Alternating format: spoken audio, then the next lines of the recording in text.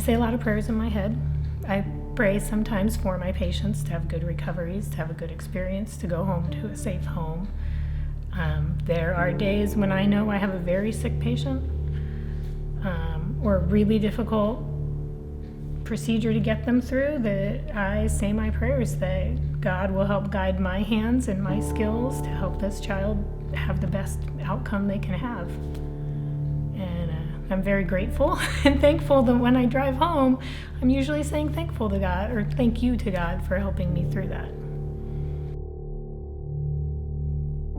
Before I go in and visit anyone, I sit in my car and I pray.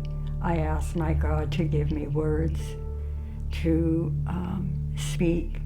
I ask my God to give me the silence that might be needed. When you go in and maybe you feel like you aren't relating well, there is a distance there, and I'm trying hard to overcome that.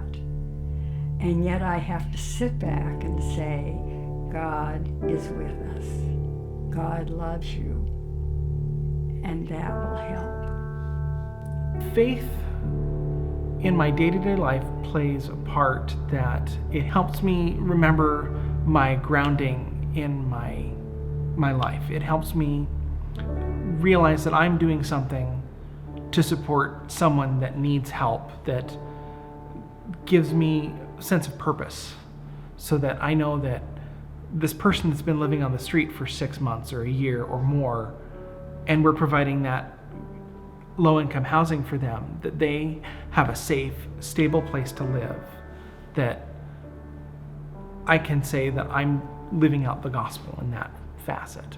I'd only been married a year, and it was definitely hard to go through something like that, and you feel like, why me? Why don't I get more time? Why did my dad have to die so early? You know, my adult life was just getting started. I think it takes hitting a low point to rebuild and to find those places where you need your faith to build up again, or find those connections, like finding St. Mark's and finding Bible Study Fellowship and fellow women that I can connect with that have strong faith and help me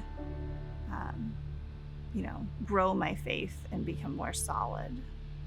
One of the things that happened is that my sister in college one time, she got sick one evening, and I got a phone call late at night, about midnight, from my dad, and it was just him and my mom, and they were in distress. They did not know what was going on with my sister. They didn't know where she was, and they just called up to me.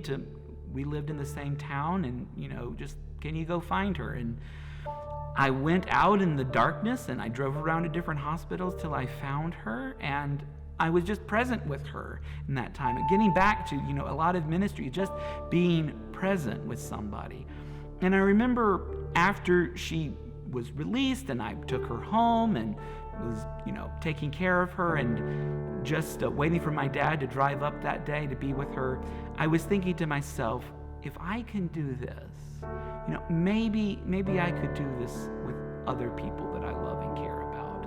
And that was a moment for me that I realized that I had the capacity, the ability to do ministry.